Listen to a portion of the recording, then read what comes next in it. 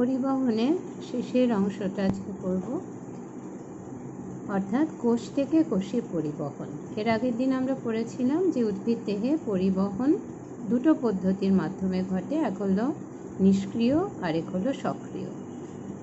তো এই ব্যাপন এবং অভিস্রবণ এই দুটো আমরা দেখেছিলাম যে নিষ্ক্রিয় পরিবহনের ক্ষেত্রে এই দুভাবে হতে পারে, এবং ব্যাপন আর অভিস্রবণ এগুলো তো ভৌত প্রক্রিয়া, অর্থাৎ কিনা এগুলো ফিজিক্সের জিনিস। কিন্তু আমরা এখানে কেন পড়ছি না উদ্ভিদ দেহের মধ্যে বা প্রাণী দেহেও, এই ক্ষেত্রে আমরা উদ্ভিদের বিষয়ই পড়ছি, তাই এই ভৌত প্রক্রিয়াগুলো ঘটে থাকে, যে কারণে এটা বায়োফিজিক্সের অন্তর্ভুক্ত একটা বিষয়। তো আমরা এবার দেখব যে উদ্ভিদ দেহের মধ্যে ব্যাপন এবং অভিস্রবণ কিভাবে পরিবহনে সাহায্য করে।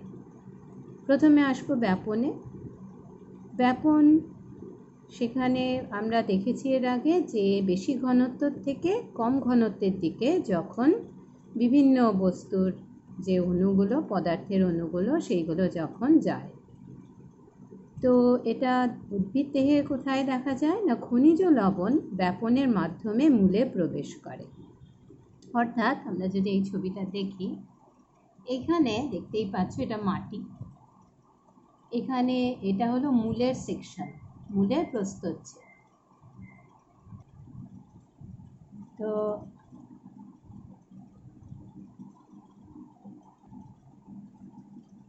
এখানে মূলের যে প্রস্থচ্ছেদ, সেখানে আমরা দেখি যে এটা হলো মূলের বাইরের দিকের ত্বক, একে এপিব্লেমা বলা হয়।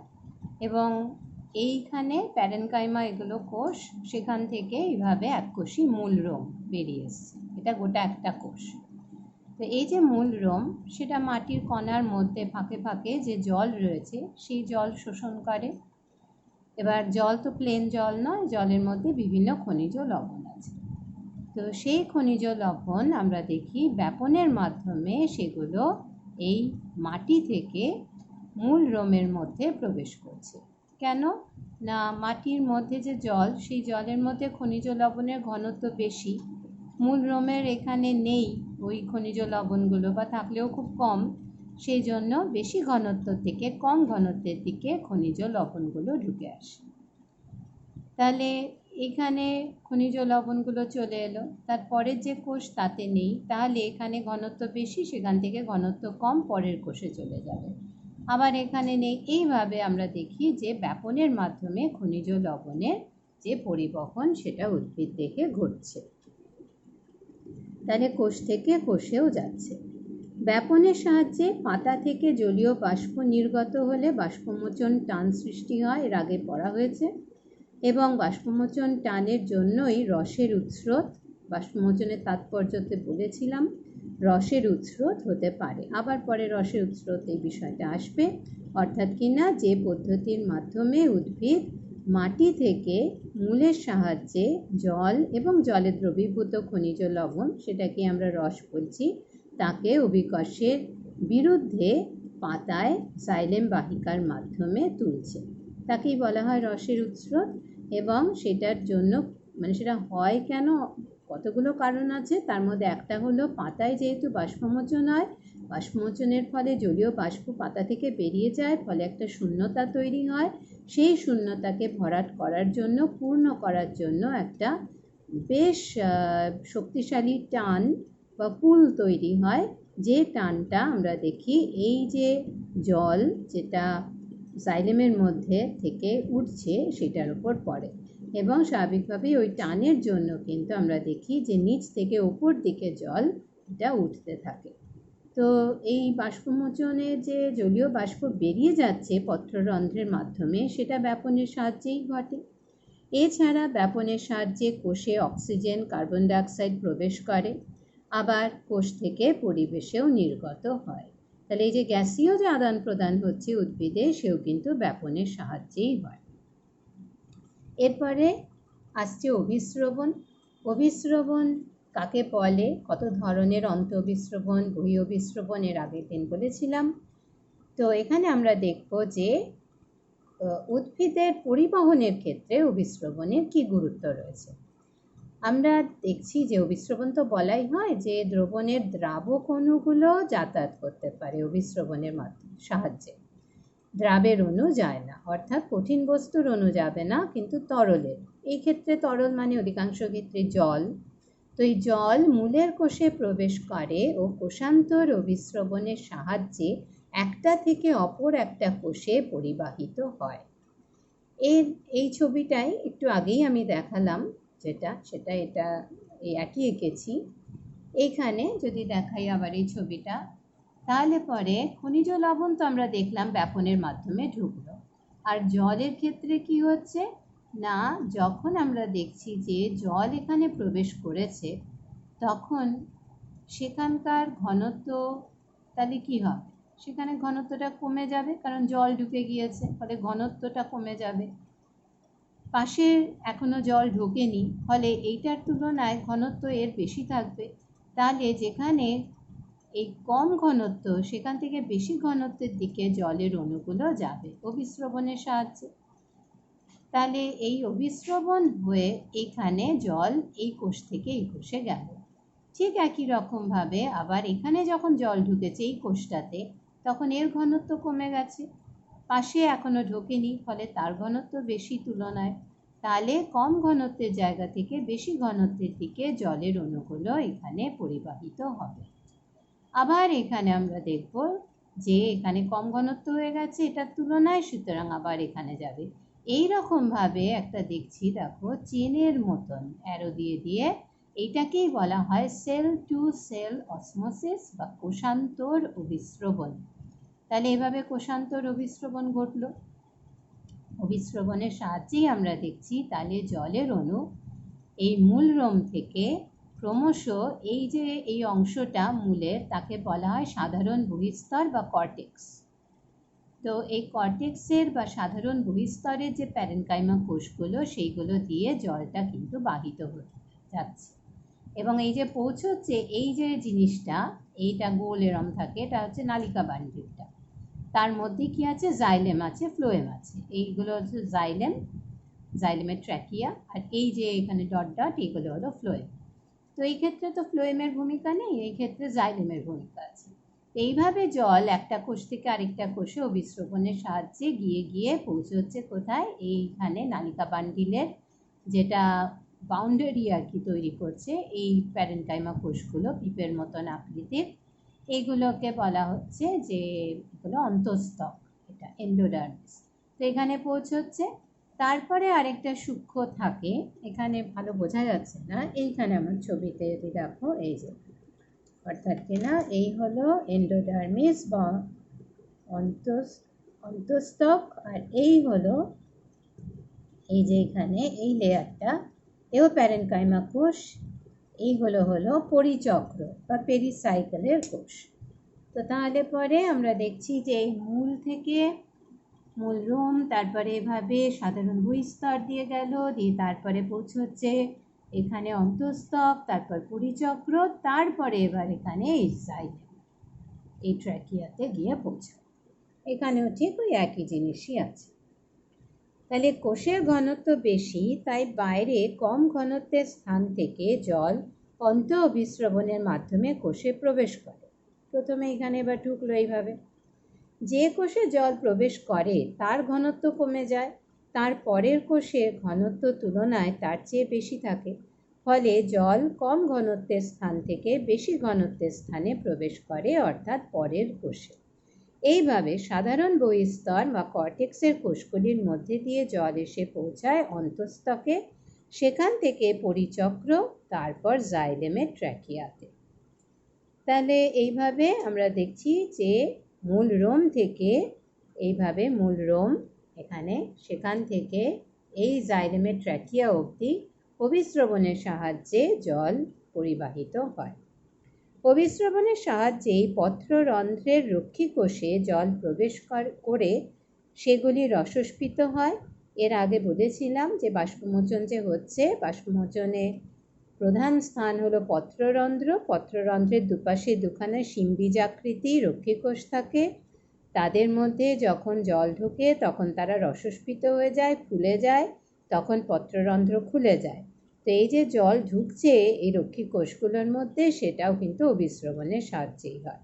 এবং তবেই পত্ররন্ধ্র খুলতে পারে। পত্ররন্ধ্র খুললে শুধু যে বাষ্পমোচন হবে তা নয়, কার্বন ডাইঅক্সাইডও শোষণ হবে, যেটা না হলে সালোক সংশ্লেষ হবে না।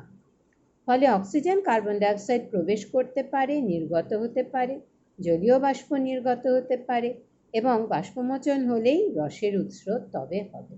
অর্থাৎ জল তবেই কিন্তু আবার মাটি থেকে শোষিত হয়ে পাতায় পৌঁছবে, তা নাহলে হবে না। সুতরাং অভিস্রবণের গুরুত্ব আমরা দেখছি। আবার উৎপন্ন খাদ্য পরিবহনেও একটি কোষ থেকে অন্য কোষে অভিস্রবণের ভূমিকা সেখানেও দেখা যায়। পরে আমরা লাস্টে যাব যে ফ্লোয়েমের মাধ্যমে কিভাবে খাদ্য পরিবহন হয়, এবং সেখানে দেখব যে জল সেটা অভিস্রবণের সাহায্যে কিন্তু ফ্লোয়েমের মধ্যে ঢুকছে, আবার ফ্লোয়েম থেকে বেরিয়ে যায়। তো সেটাও কিন্তু সাহায্য করে ওই একটা চাপ তৈরি করতে ফ্লোয়েমের মধ্যে, সিভ কোষের মধ্যে বা নলের মধ্যে, যাতে করে খাদ্যবস্তু সেটা এক জায়গা থেকে আরেক জায়গায় ছড়িয়ে পড়তে পারে। তাহলে ব্যাপন এবং অভিস্রবণের ভূমিকা বললাম পরিবহনে, সেই দুটোই কিন্তু মনে রাখতে হবে নিষ্ক্রিয় পরিবহনের পদ্ধতি, অর্থাৎ তাতে কোনো শক্তি ক্ষয় হয় না, শক্তি ব্যয় হয় না। এবার সক্রিয় পরিবহন। সক্রিয় পরিবহন কাকে বলে আগে বলেছিলাম। সেখানে শক্তির প্রয়োজন হয়, যেহেতু কম ঘনত্বের জায়গা থেকে বিভিন্ন ধরনের অণু সেগুলো যেখানে সে বেশি আছে সেই দিকে যায়। সেটা এমনিতে হতে চাইবে না, কখনোই চট করে হবে না। তো সেটা হওয়ার জন্য শক্তি প্রয়োজন হয়। তো সক্রিয় পরিবহন বিভিন্ন আয়ন, যেমন সোডিয়াম, পটাশিয়াম, ম্যাগনেসিয়াম, সক্রিয় পরিবহনের মাধ্যমে মূল রোমে প্রবেশ করে এবং কোষে পৌঁছায় বিভিন্ন আচ্ছা, তাহলে এইটুকুন বোঝা গেল আশা করি, যে এই যে আয়নগুলো রয়েছে, এই আয়নগুলো অনেক সময় দেখা যায় যে যেখানে কম আছে সেখান থেকে বেশি যেখানে আছে আবার সেখানেই কিন্তু তাদেরকে পাঠিয়ে দেওয়া হয়।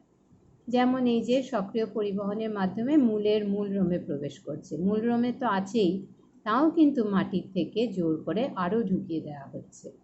তো তাহলে এখানে সক্রিয় পরিবহন হচ্ছে। আবার বিভিন্ন জৈব যৌগ যেমন গ্লুকোজ, প্রোটিন, এগুলো সক্রিয় পরিবহনের সাহায্যে একটা কোষ থেকে আরেকটা কোষে যায়। হয়তো কোষে আছে গ্লুকোজ, তাও তাকে আরও ঢুকিয়ে দেওয়া হচ্ছে। তো তাহলে সেটা সক্রিয় পরিবহন।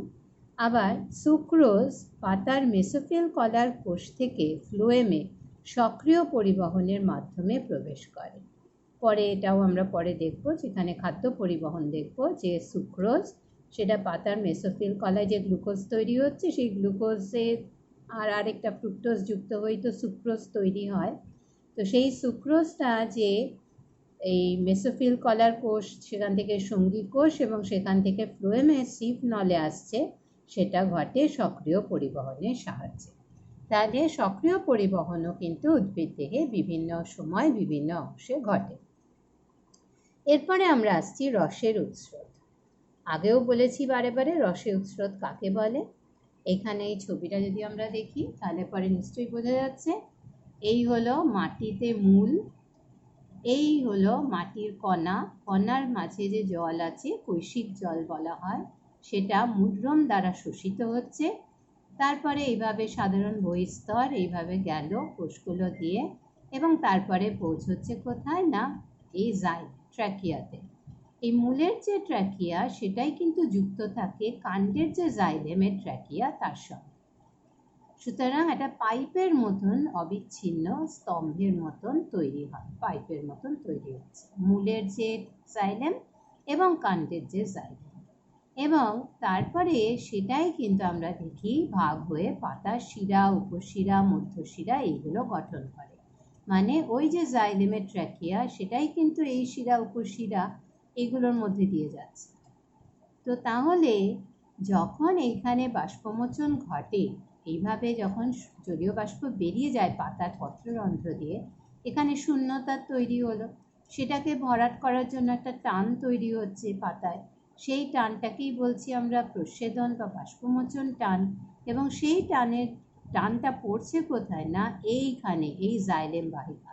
এবার এই জাইলেম বাহিকা তো পুরোটা একেবারে টানা, কন্টিনিউয়াস এইটা, ফলে এই যে টানটা সেটা এই অবধি চলে আসে, এবং সেই টানেতেই আমরা দেখি যে কোষান্তর অভিস্রবণ হয়ে কিছুটা মূলজ চাপ, পরে আবার বলছি কাকে বলে, মূলজ চাপ বা রুট প্রেশারের মাধ্যমে কিছুটা জল, যেটা কোষান্তর অভিস্রবণের সাহায্যে এইখানে ট্র্যাকিয়া এসে পৌঁছেছে, সেটা একটু ওপরে ওঠে, সেই জলস্তম্ভ বা জলের যে চেন আর কি, সেইটার ওপরেই টানটা পড়ছে, তখন সেটাকে এইভাবে টানতে এটা শুরু করছে। যে টানটা এতটাই টান যে আমরা দেখি অভিকর্ষ মাধ্যাকর্ষণ, সে তো নিচের দিকে টানতে চায় সবাইকে, আর জল তো ভারী জিনিস, কিন্তু সেইটাকেও অতিক্রম করে এটা ওপর দিকে উঠে গিয়ে এখানে পৌঁছায়। চেষ্টাটা কি করে না, এই শূন্যতাটাকে ভরাট করার জন্য, সেই কারণেই এটা উপর দিকে এইভাবে উঠছে, আর তাই আমরা তাকে বলছি রসের উৎস্রোত বা অ্যাসেন্ট অফ স্যাপ। তাহলে রসের উৎস্রোত প্রথমে মাটি থেকে জল ও খনিজ লবণ অর্থাৎ রস মূলে প্রবেশ করে মূলরোমের মাধ্যমে, এবং কোষান্তর অভিস্রবণের সাহায্যে সাধারণ বহিস্তর বা কর্টেক্সের কোষ দিয়ে পৌঁছয় নালিকা বান্ডিলে অবস্থিত জাইলেম ট্র্যাকিয়ায়। এই জলের প্রবাহ এক প্রকার চাপের সৃষ্টি করে মূলের মধ্যে, তাকে বলা হয় মূলজ চাপ। অর্থাৎ এইখানে এই যে জলটা এইভাবে যাচ্ছে, এই জলটা ঠেলছে, তো এইভাবে উঠছে, এই অভিস্রবণের ফলে কি হয় না, এই ঠেলে ঠেলে কিছুটা জলকে এখানে তুলে দেয় কিছুটা অবধি। তো এটাকে বলা হচ্ছে ওই চাপটা বা প্রেশারটাকে রুট প্রেশার বা মূলজ চাপ। এটা কেন ঘটে তাহলে না, কোষান্তর অভিস্রবণের ফলে যে মূলের মধ্যে একটা কোষ থেকে আরেকটা কোষে যে জল যাচ্ছে এবং কোষগুলো রসস্ফীত হচ্ছে, সেই চাপটাকেই আমরা বলছি মূলজ চাপ। মাটির জল অভিস্রবণের সাহায্যে মূলরোম কোষে প্রবেশ করে। কর্টেক্সের কোষগুলি মূলরোম থেকে জল গ্রহণ করে স্ফীত হয়। এই কোষের ঘনত্ব হ্রাস পায়, ফলে এর থেকে পরবর্তী কোষে মানে বেশি ঘনত্বযুক্ত কোষে জল প্রবাহিত হয়। এইভাবে একটি কোষ থেকে পরবর্তী কোষে কোষান্তর অভিস্রবণ ঘটে। এইভাবে অন্তঃস্থকের কোষ থেকে পরিচক্রের কোষ থেকে জাইলেম বাহিকার মধ্যে জল প্রবেশ করে। কর্টেক্সের কোষগুলি পর্যায়ক্রমে রসস্ফীত ও শিথিল হয়ে কোষরসের ওপর যে চাপ সৃষ্টি করে, সেই চাপ জল বা কোষরসকে জাইলেম বাহিকায় ঠেলে দেয়। মূল কোষে সৃষ্ট যে চাপের প্রভাবে মাটির জলীয় দ্রবণ সজীব কোষ থেকে জাইলেমে পৌঁছয়, কারণ জাইলেমের ট্র্যাকিয়া মনে রাখতে হবে জড়, ওটা কিন্তু সজীব না, জাইলেমে পৌঁছয়, তাকেই মূলজ চাপ বলা হয়। আশা করি এটুকুন বোঝা গেল। তো তাহলে মূলজ চাপ আমরা দেখছি কিছুটা ট্র্যাকিয়াতে জলকে তুলতে পারে। এটাতে থিওরিও আছে, যে রসে উৎস্রোতের তো অনেক মতবাদ আছে, তার মধ্যে মূলজ চাপও একটা আছে থিওরি, যে মূলজ চাপের সাহায্যেই উদ্ভিদ জলকে ওপর দিকে তুলে দেয়। সমস্যা যেটা হচ্ছে যে দেখা গেছে মূলজ চাপ কিছুটা অবধি ট্র্যাকিয়ার মধ্যে জলকে তুলতে পারে বটে, কিন্তু খুব বেশি না। ওই বিরাট লম্বা লম্বা যে উদ্ভিদ বৃক্ষ যেগুলো, সেগুলোর মধ্যে কখনোই মূলজ চাপের ক্ষমতা নেই যে অতটা উঁচুতে অভিকর্ষের বিরুদ্ধে জলকে তোলা। তো তাহলে রসের উৎস্রোত উদ্ভিদের মূল দ্বারা মাটি থেকে শোষিত জল ও জলে দ্রবীভূত খনিজ লবণ অর্থাৎ রস যে প্রক্রিয়ায় অভিকর্ষের বিরুদ্ধে জাইলেম বাহিকার মধ্যে দিয়ে পাতায় পৌঁছয় এবং ঊর্ধ্বমুখী পরিবহন ঘটে। এর ফলে ওপর দিকে উঠছে, তাই ঊর্ধ্বমুখী, কখনো উল্টোটা হবে না। এর বিভিন্ন মতবাদ আছে, যেমন অধিপ্রাণ মতবাদ বা ভাইটাল থিওরি, এটা আচার্য জগদীশ চন্দ্র বসু বলেছিলেন 1923-তে। কৈশিক তত্ত্ব 1809-এ বলা হয়েছে। আত্মভূতি মতবাদ 1878, এগুলো তোমাদের এমনি জানার দরকার নেই। বায়বীয় চাপ তত্ত্ব, মূলজ চাপ তত্ত্ব স্টিফেন হেলস বলেছিলেন 1727। যেটা মোটামুটি মানা হয় সেটা ডিকসন ও জলির যে মতবাদ। ডিকসন ও জলি দুজন বিজ্ঞানী, তারা 1894-এ এই সমসংযোগ অসমসংযোগ বল এবং বাষ্পমোচন টানের প্রভাবে রসের উৎস্রোত ঘটে, এই মতবাদটি এরা প্রবর্তন করে। তো এখানে তিনটে জিনিস আছে, তার মধ্যে একটা জিনিস আমরা আগেই পড়েছি, সেটা হলো বাষ্পমোচন টান। এটা আগে পড়া হয়েছে। সমসংযোগ আর অসমসংযোগ বল, এই দুটো জিনিস তাহলে কি? জলের অণুর মধ্যে আকর্ষণ বল কাজ করে, অর্থাৎ জলের যে অণুগুলো রয়েছে H2O, তারা নিজেদের মধ্যে দেখা যায় একটা আকর্ষণী বলের প্রভাবে পরস্পর নিজেদের সঙ্গে যুক্ত হতে চায়। এটাকে বলা হয় সমসংযোগ বল। সম মানে সমান, যেহেতু জলের অণু একই রকম, একই সমান জিনিস, তাই বলা হয় সমসংযোগ বল। ইংলিশে বলা হচ্ছে এটাকে কোহেসিভ ফোর্স। এইখানে দেখো, এইখানে জলের অণু এইগুলো এই মাটিতে রয়েছে, অভিস্রবণের সাহায্যে মূলের মধ্যে ঢুকেছে। মূল দিয়ে মূলজ চাপের সাহায্যে কিছুটা না হয় উঠল। এখানে H2O, অর্থাৎ কি না, এই হলুদ যে দুটো দেখা যাচ্ছে এরা হচ্ছে কি হাইড্রোজেন দুখানা, আর লাল যেটা দেখা যাচ্ছে সেটা হচ্ছে অক্সিজেন, H2O। ওই জন্য দেখো সবই এরকম H2O। তো এই যে H2O, অর্থাৎ এই জল জল জল জল নিজেদের মধ্যে এদের একটা অ্যাট্রাকটিভ ফোর্স বা একটা আকর্ষণী বল কাজ করে। ফলে একটা জলের অণুর সঙ্গে আরেকটা জলের অণু, যেটা হাইড্রোজেন বন্ড, তার মাধ্যমে যুক্ত হয়ে যায় এবং তারা পর এইভাবে একটা চেন তৈরি করে বা শৃঙ্খল বা জলস্তম্ভ বা কলম তৈরি করে। তো এই যে বলটা কাজ করছে জলের অণুগুলো নিজেদের মধ্যে, তাকেই আমরা বলছি কি না সমসংযোগ বল। তাহলে অসমসংযোগ বল কোনটা? অসমসংযোগ বল হচ্ছে এই যে ট্র্যাকিয়ার প্রাচীর আছে, এই প্রাচীরের সঙ্গে এই জলের অণুর একটা আকর্ষণী বল আবার কাজ করে। তাহলে জলের অণু নিজেদের মধ্যে একটা আকর্ষণী বল কাজ করে, আবার এই ট্র্যাকিয়ার প্রাচীরের সঙ্গেও জলের অণুগুলোর একটা আকর্ষণী বল কাজ করে। সেই যে আকর্ষণী বল, সেটা দুটো অসমান জিনিসের মধ্যে, মানে ট্র্যাকিয়ার প্রাচীর একটা আলাদা জিনিস, জল এর অণু একটা আলাদা, তাই তাকে বলছি অসমসংযোগ বল। তাহলে অসমসংযোগ বল মানে কি? যেটা জলের অণু এবং ট্র্যাকিয়ার প্রাচীরের মধ্যে বল, আকর্ষণী বল কাজ করছে। তাহলে জলের নিজেদের অণুর মধ্যে যে একটা আকর্ষণী শক্তি, সেটা হলো সমসংযোগ বল। আবার জলের অণুর সঙ্গে ট্র্যাকিয়ার প্রাচীরের যে একটা আকর্ষণী শক্তি, তাকে বলছি অসমসংযোগ বল। এইটা তৈরি হয় বলে ট্র্যাকিয়ার মধ্যে জল একটা অবিচ্ছিন্ন কন্টিনিউয়াস জলস্তম্ভ তৈরি করে, ঝপ করে পড়ে যায় না। এর সঙ্গে কি আছে? বাষ্পমোচন টান। এখান দিয়ে জল বেরিয়ে যায়, সেই জন্য শূন্যতা, সেই জন্য একটা টান তৈরি হয়, টানটা গিয়ে পড়ে এগুলোর ওপর। ফলে কি হয়? এই জলের অণুর যে জলস্তম্ভ, সেটা একটা গোটা যেন পাইপের মতন হয়ে পুরোটা উঠে আসে, আর পড়ে যাচ্ছে না, কারণ অভিকর্ষ তো টানছে নিচের দিকে। তার কারণ কিছুটা এই ট্র্যাকিয়ার প্রাচীর জলের অণুগুলোর সঙ্গে একটা আকর্ষণী বল কাজ করছে। এটা তখনই হবে যখন এই ট্র্যাকিয়া ভীষণ সরু হবে। ভীষণ সরু যদি না হয় ট্র্যাকিয়া, তাহলে কিন্তু এটা কখনো হবে না। যদি এই ট্র্যাকিয়ার ব্যাস অনেক বেশি হয়, তাহলে পরে কিন্তু কখনোই জলের অণুর সঙ্গে ওই অসমসংযোগ বল তৈরিও হবে না এবং সেটা এইভাবে কাজও করবে না। তো ট্র্যাকিয়া তো আমরা জানি খুবই সরু তো বটেই, মাইক্রোস্কোপে দেখতে হচ্ছে চাইলে, তো ফলে সরু, এবং তাই জন্যই সেটার সঙ্গে জলের একটা অসমসংযোগ বল হতে পারছে।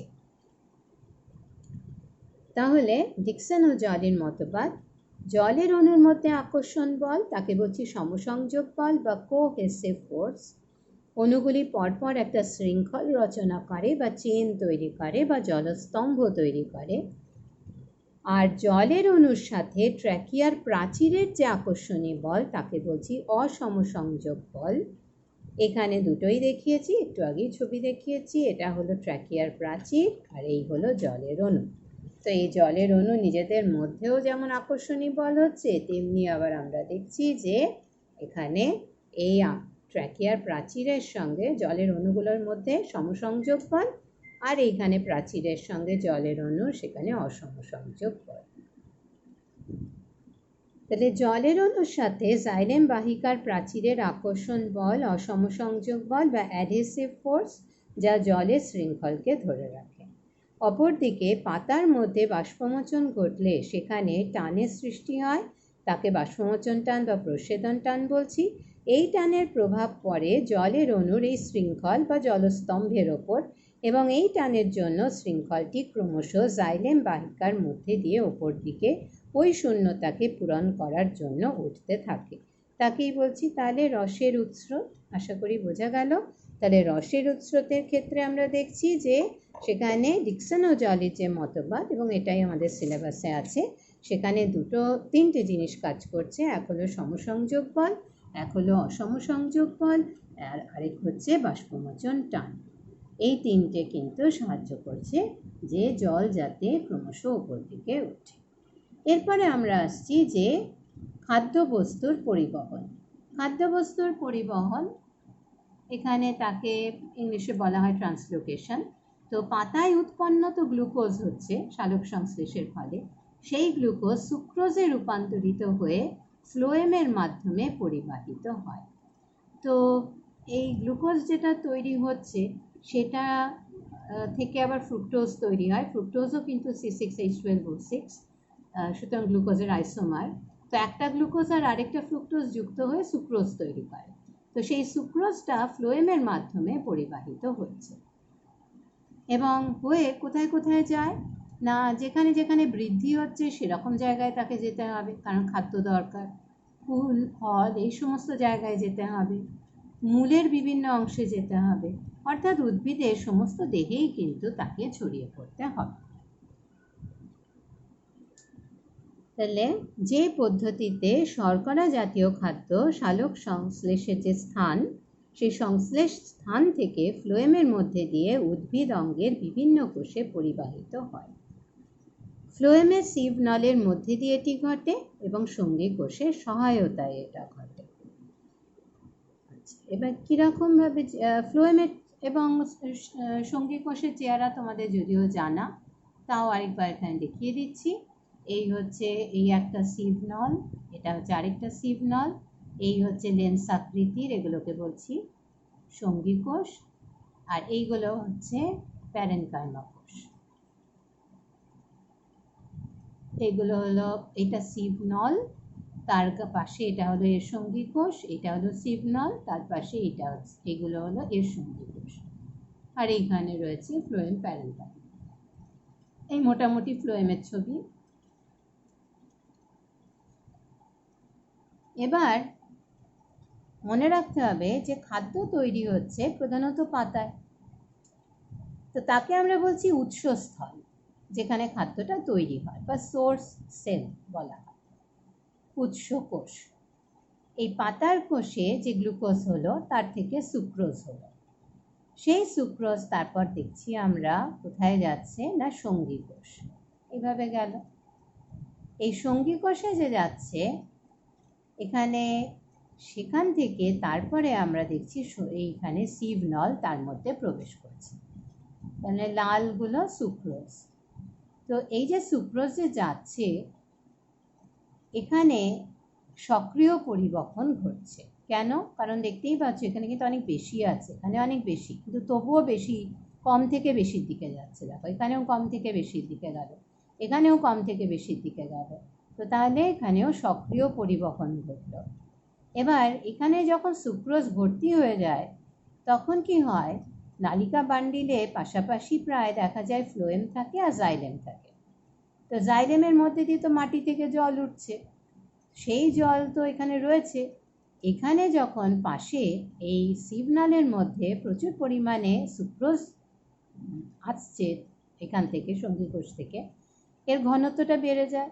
যেই ঘনত্ব বেড়ে যায় তখন কম ঘনত্বের জায়গা, কারণ এখানে তো সুক্রোজ নেই, এখানে জল এখানে চলে আসে, এখানে প্রচুর পরিমাণে জল চলে আসে করে সিভ নলের যে সাইটোপ্লাজম সেটা যথেষ্ট রসস্ফীত হয়ে যায় এবং অনেকটা জল হলে কি হবে না, একটা রসস্ফীতি চাপ তৈরি হবে, প্রেশার তৈরি হবে। সেই চাপ যেটা দিচ্ছে সেই চাপের জন্য আমরা দেখছি যে এই সুক্রোজ নিচের দিকে চলে আসছে। এসে কোথায় যাবে না, এখানে আছে চালনির ছদা সিভ প্লেট, সেইখানে ছিদ্রগুলো দিয়ে পরের যে সিভ নল সেখানে চলে আসবে, আবার তারপর তার নিচে সেখানে চলে আসবে। এইরকমভাবে যতক্ষণ না যেখানে এবার পৌঁছতে হবে, যেমন মূলের কোষ খাদ্য দিতে হবে, তাকে বলা হচ্ছে কি না সিঙ্ক সেল, এটা সোর্স সেল, এটা সিঙ্ক সেল।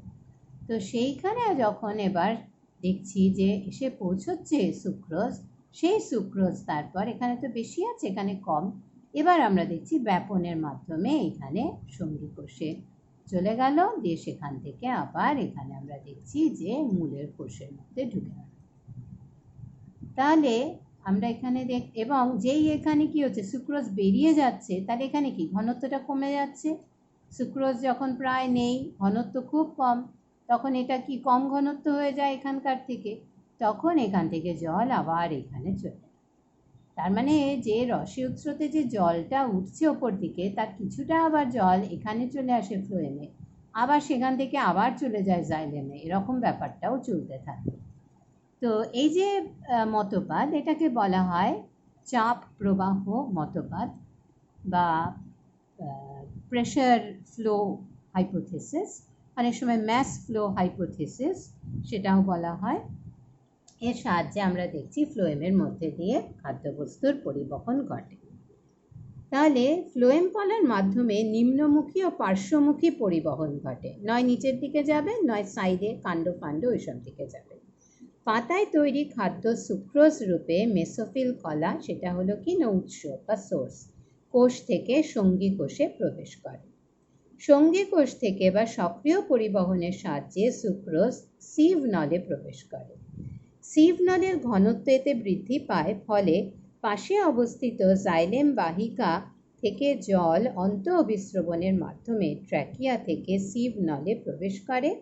এতে ওই স্থানে সিভ নলের উচ্চ চাপ সৃষ্টি হয় এবং সেখান থেকে নিম্ন চাপের অঞ্চলে সুক্রোজ ও জল নেমে আসে। ওই যে বললাম একটা চাপ তৈরি হচ্ছে। দুটি সিভ নলের মাঝে চালনির ছদা বা সিভ প্লেট থাকে, যার মধ্যে দিয়ে সুক্রোজ এবং জল পরের যে সিভ নল তাতে প্রবেশ করে। এইভাবে খাদ্য পরিবহন চলতে থাকে যতক্ষণ না লক্ষ্য কোষ বা সিঙ্ক সেল এসে পৌঁছয়, যেমন মূলের কোষ। এখানে এলে সিভ নল থেকে ব্যাপনের সাহায্যে সুক্রোজ সিঙ্ক সেল যেমন মূলের কোষে প্রবেশ করে। সিভ নলে ঘনত্ব এর ফলে হ্রাস পায় এবং সেখান থেকে জল তুলনায় অধিক ঘনত্বযুক্ত আবার জাইলেম বাহিকায় ফের চলে যায়। এটাকে বলা হচ্ছে সামগ্রিক প্রবাহ তত্ত্ব বা ম্যাস ফ্লো থিওরি বা চাপ প্রবাহ তত্ত্ব বা প্রেশার ফ্লো থিওরি। তাহলে আমাদের পরিবহন মোটামুটি হলো পড়া। ব্যাপন ও বিস্রবণ এই দুটোর মধ্যে পার্থক্য আসতে পারে, সক্রিয় নিষ্ক্রিয় পরিবহনের মধ্যে প্রধান পার্থক্য আসতে পারে, জাইলেমের মধ্যে কিভাবে রসের উৎস্রোত করছে, তাতে বাষ্পমোচন টানের কী গুরুত্ব, কী ভূমিকা, সেটা প্রশ্ন আসতে পারে। ফ্লোয়েমের মধ্যে দিয়ে কিভাবে খাদ্যবস্তুর পরিবহন ঘটে সেটা প্রশ্ন আসতে পারে। এইটা ভালো করে, তার মানে এখানে বিভিন্ন অংশ, এগুলো কিন্তু খেয়াল রাখতে হবে।